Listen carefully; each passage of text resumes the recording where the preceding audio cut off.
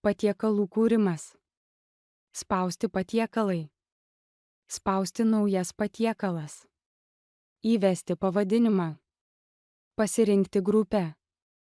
Pasirinkti tipą. Pasirinkti gamybos vietą. Virtuvėje bare turint spausdintuvą priskirtoje vietoje atsispausdins čekiai. Virtuvė, kai gamyba vyksta virtuvėje.